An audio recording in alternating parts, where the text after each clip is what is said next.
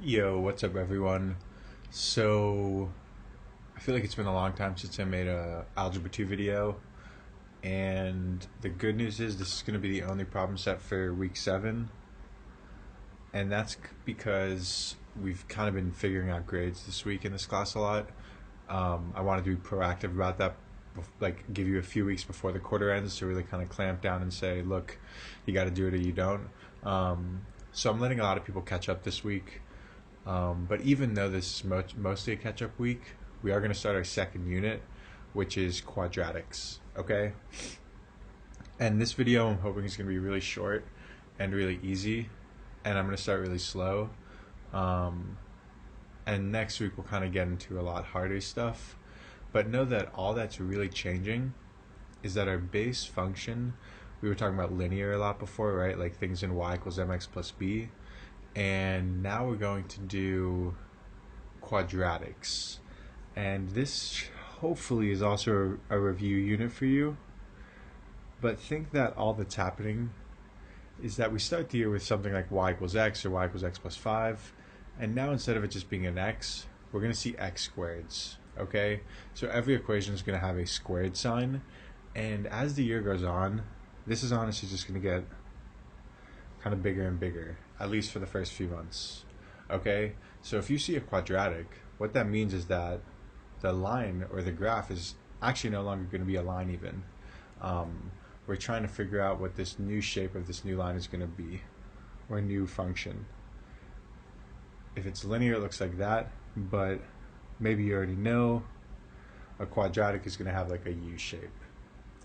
So we're going to do just 2 questions, and you'll notice this video or this worksheet's only 6 questions total including these, and all we're trying to do is graph some quadratics, okay? And maybe you've already noticed that we're doing a lot of graphing in this class, and that's just the reality of Algebra 2, and I honestly really like graphing because I think it's like a pretty complex and interesting thing. Like, it's really spatial to me and I like that. So we're gonna do a lot of graphing. And anytime you don't know how to graph something, so this is our function here. We have y equals x plus 1 squared plus 4, and we're trying to graph this. And anytime you want to graph something that you have no clue how to start, you have to start thinking that you want to make a table. Remember that all a function is you plug in x values into this and solve for y values. So even if you have no idea what to do, you could plug in x values and see what it's going to look like, okay? So I'm really trying to tell you this because we did this in the first unit too. This is your backup, okay? If you had to graph something totally crazy on like some standardized test, you can always use a table.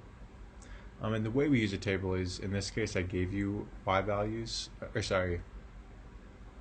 I gave you x values, and I gave you specific ones on purpose, but we do them individually and plug them into the equation.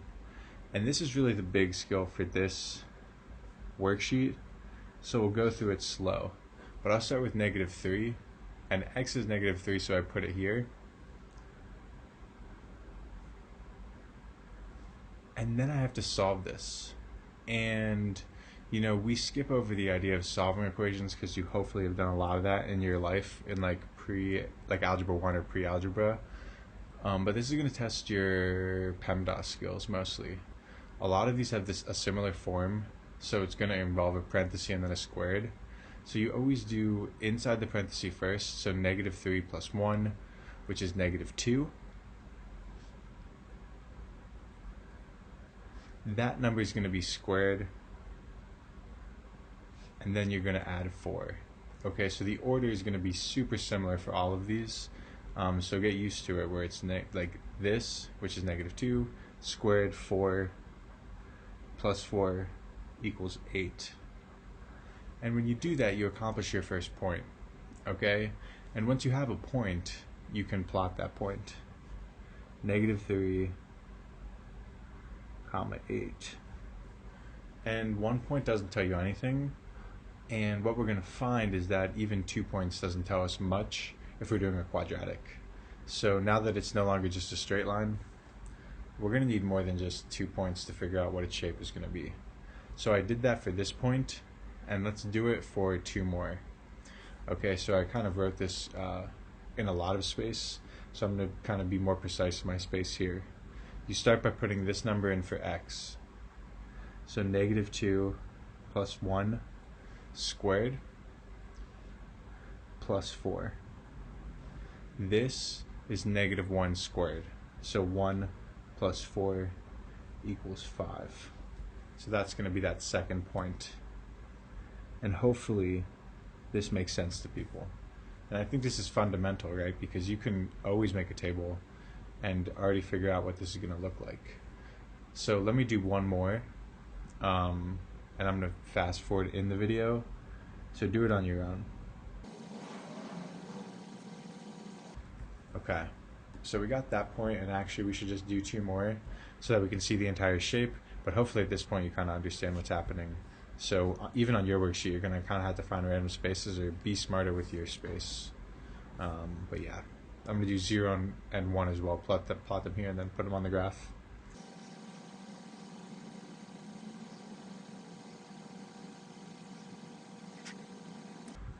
Okay, so I got my 5 points, and hopefully that's really solid for you, because that's like the biggest thing for today you're gonna notice, and the rest of it is really cool.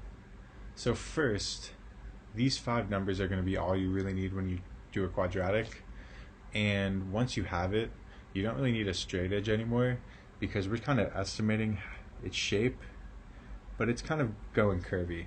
Okay, we see that, you know, it's no longer like 2, then 2, then 2, then 2. It goes 3 really steep and then less steep. That actually changes directions. So instead of being so rigid, you kind of just want to make it curved. And when you do a bunch of them, like clearly I'm out of practice a bit, but that's what it's going to look like.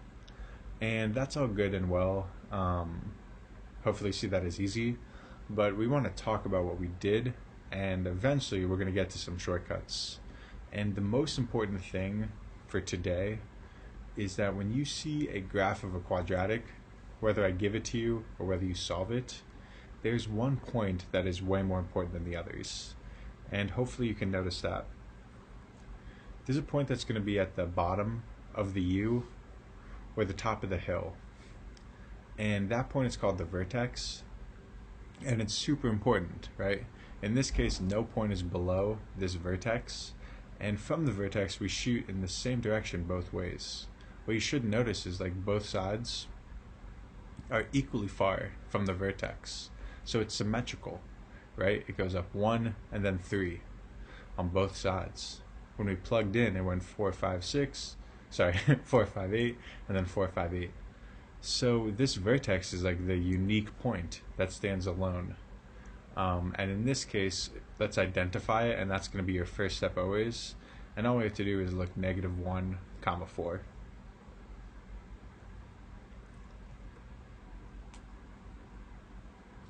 Now, the next big, and really not, big leap at all, but the key is that we can actually figure out this vertex just from the equation. So you might look at this now and be like, oh, I can already see it. But it is tricky in one sense. But anytime we have a quadratic in this form, and think of this as like the gold standard, and it's not like, it doesn't roll off the tongue the way y equals mx plus b does, but this is how you write it.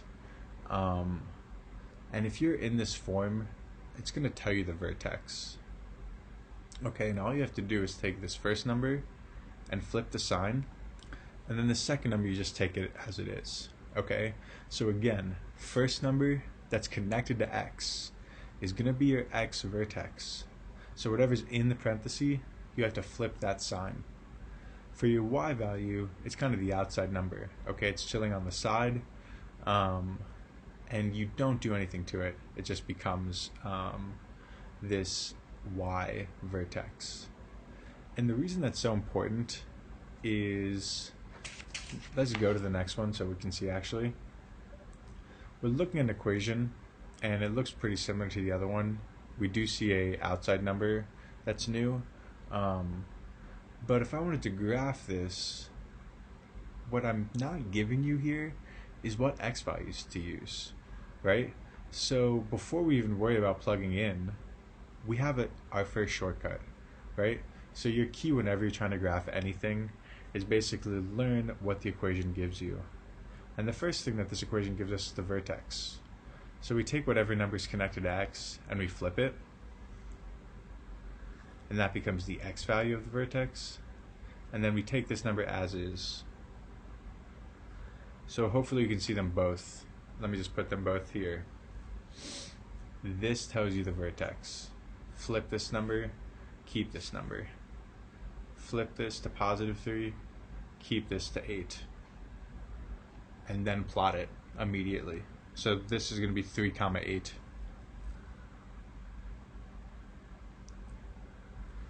And what we know now is that my graph is going to shoot down or up from this point.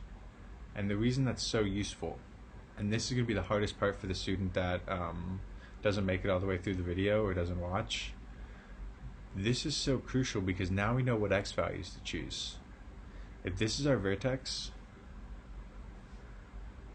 we have our first point and we always want to put it in the middle. Reason being, let's figure out what's happening right next to it on both sides. So here, -1, 4, I gave it to you on purpose in the middle, but this is the best point to plot in the middle of 5 points so that we can find what's happening on each side. So this requires a little brain, but not too much brain. I failed there. But you choose the points right next to it. So 2 and 1 this way, and 4 and 5 this way.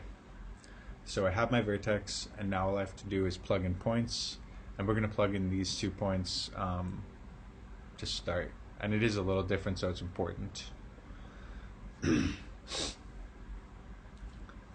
find this y value, all I have to do is plug in 1 into the equation. So there's a -2, that's going to be our only new complication. -2 on the outside,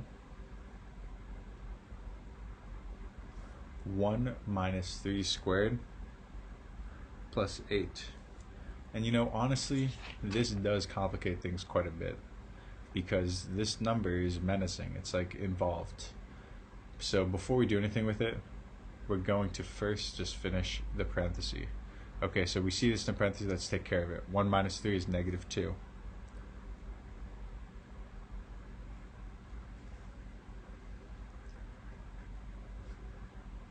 Now, this is where PEMDAS becomes really important. Okay, so let me just write it.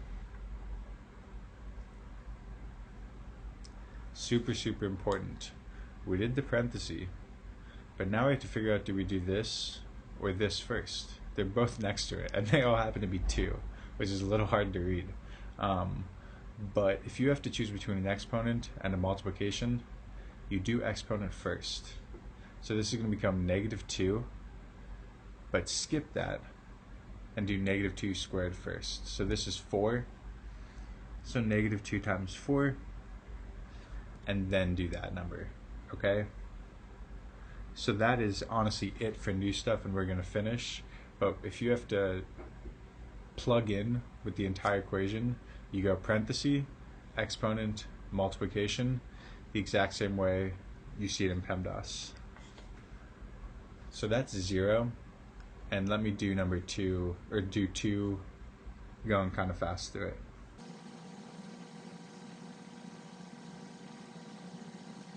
Okay, so I got 6, and we might as well plot those 2 right now. So we have 0, or 1, 0, and 2, 6. And I didn't do the other side because you don't have to. And the reason is all quadratics are going to be symmetrical on both sides. So you have the table of 5, but our second shortcut here is that both sides are actually always going to be the same numbers. It follows a pattern. Okay? And what that means, like we'll see when we draw the whole thing, but if this is the vertex, whatever happens this way is going to happen this way. Both sides go down 2.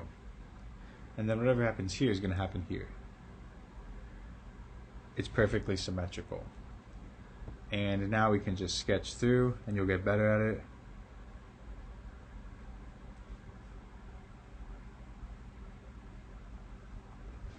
Like my left side sucked there, but that's how you do it, okay? And that's really it for today. Hopefully the shortcuts make sense, because you got to find your vertex and you got to make the whole table. But the only last thing to look at really quickly, because we did really well on time here, is some of your graphs are going to go up and some of your graphs are going to go down, and some of them are going to go up slowly or up fast, or down slowly or down fast. And all that changed between the two of these was we had this outside number. Okay, so we talked about how the equation gives us the vertex, but where we're building towards is that this number is going to be pretty crucial to kind of what's happening with my graph. So that's that for today. Just do a few more of these to practice yourself. Really good work.